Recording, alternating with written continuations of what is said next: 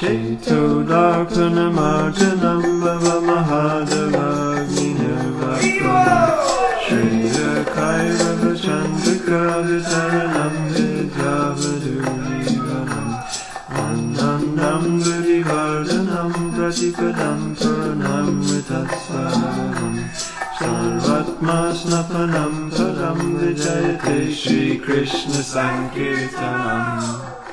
Okay, Hare Krishna, everyone. Welcome to another episode of the UK Sankirtan Hour podcast. We'll be doing this as the marathon series, so every day we're going to try and speak to the wonderful devotees in the UK. And today we have His Grace, Titiksu Prabhu. Round of applause. Hare Krishna. Titiksu Prabhu's done full-time book distribution. He's been a temple president. He's in charge of Rath Yatra, which is ISKCON's biggest national festival in the UK. And also he's the head of the BBT for Europe and United Kingdom. Is that right, Titiksu Prabhu? Well, it's I'm just looking after the UK stock of books, really, from the BBT, ordering and then making sure the temples get them. Well, you've always been, I think you're one of, if not the longest running member of the NCEC. Is that correct? The UK Management Council? Yeah, I think since 93. Yeah, 1993. So yeah, I think we're all really looking forward to hearing from you today.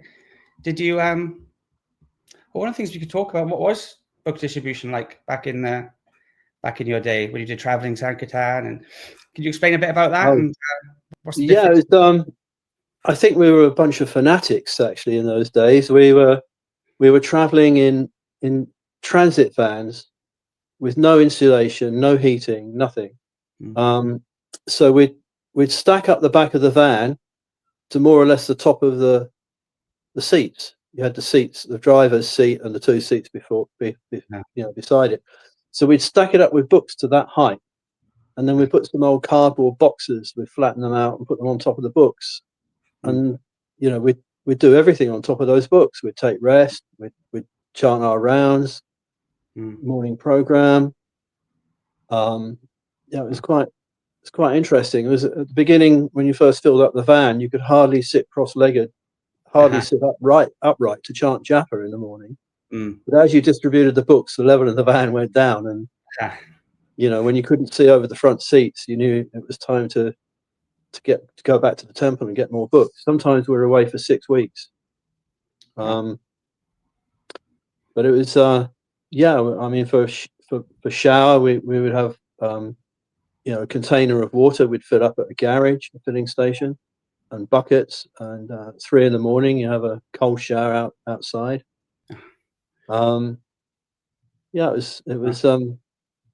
It was interesting. In the winter it was cold. From condensation you get a layer of ice inside the van. So it's like living in a fridge in one sense. Not quite. I mean, you seem very blissful talking about it. Yeah. Sounds austere, but at the same time it was fun. It was austere, but it was fun actually. It was kind of hilarious moments, that your gumshoe wouldn't dry out from one day to the next in the winter properly, and it would kind of freeze. So you could go outside the van to take a shower, and you could stand your gumshoe upright against the side of the van, So it was quite amusing in one sense, and crispy frost under your feet when you're having a shower, break the ice on the bucket of water. So it was fun, and I remember once we used to take it in turns to either give class or cook or do the laundry or we didn't have Sankirtan servant. We all took it in turns, so we all felt we were serving one another, which was, I thought it was a good way. And I remember taking the cash to the bank one morning to bank it, and the coins that had been in this frozen van with us overnight, and the guy in the till, he's God, it's cold. Where do you keep it? Do you keep it in the fridge for safety? He thought we were keeping the cash in the fridge. Mm.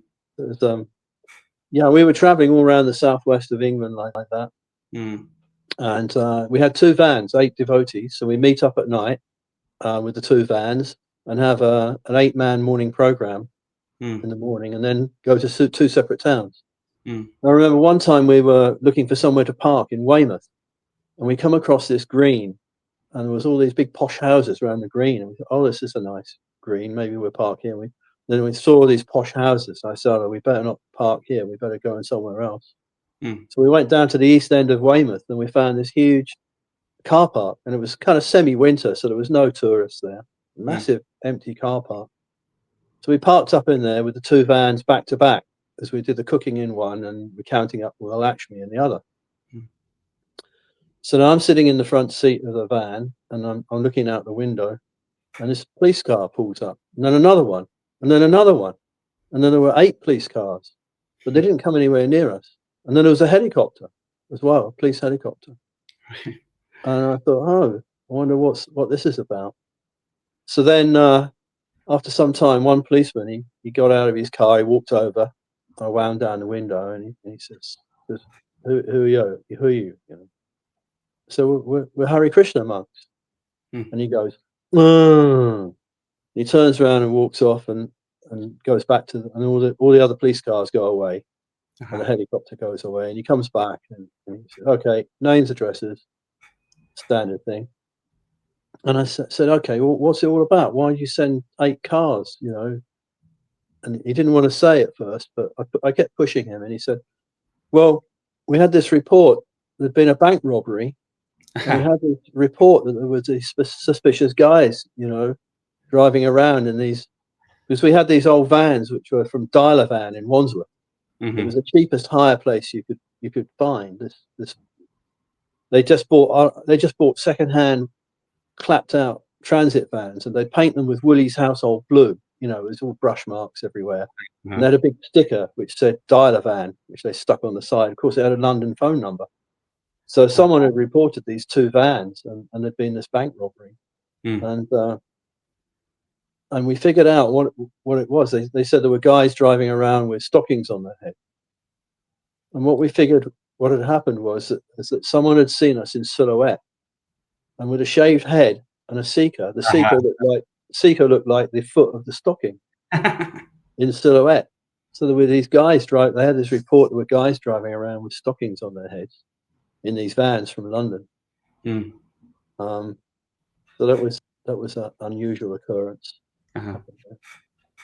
But it used to get reasonably cold in the morning. I remember I because I was the driver, I got the chance to sit across to take rest across the front seats of the van.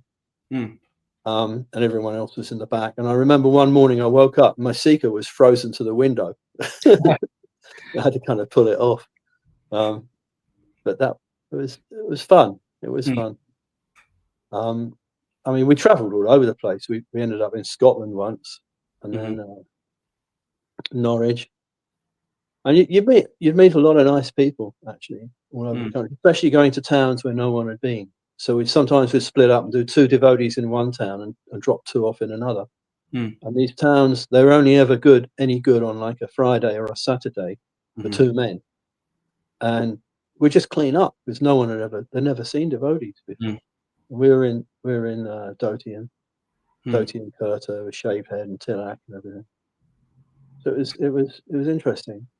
At one point at Soho Street, there were 4 men's parties travelling, and then there was a ladies' party, a couple of ladies' parties, and then there was the part-time devotees went out from the temple between other services. It's interesting. If anybody says books which are not written by Prabhupada, they don't have the same potency. I can tell a little story about that one. Because the pujaris, they used to go out on Sankirtan at Soho between doing offerings. Because you know, you got Oxford Street was right there. So my wife, she went out. She'd go out. She'd cook an offering, then go out, do a few books, come back. You know, do the next arti. So she sold a coming back. We were doing a lot of coming backs in those days. She sold this coming back to this guy, and he took it back to his flat, and himself and his flatmate, they both read the book and they both joined the temple. One of the devotees was Bhakta Mark, who became Radha Charan, black body devotee, and his friend Des. They both joined the temple from one book, from one coming back. So the potency is there because the philosophy is there. My own opinion is the most potent book that I think that we have in our arsenal is The Science of Self-Realization. I remember a friend of mine took me to the manor in 1978. It was only 5 months after Prabhupada had left, March 78. And the devotees had just got this book. They sold me this book, The Science of Self-Realization. I didn't really know at the time, but Mukunda Maharaj had put this together. And he got it put together, printed and out all over the world in a few months. And I remember in 1978 reading this book, and that was it. It finished me off, you know. I was looking for the absolute truth. I was reading different philosophy books and different things, and it took me a while to kind of take it in that, you know, this is serious stuff. You know, this is it. Prabhupada is so accessible within that book. Nama Om Vishnu Padaya Krishna Pristaya Bhutale Shrimati Bhakti Vedanta Swami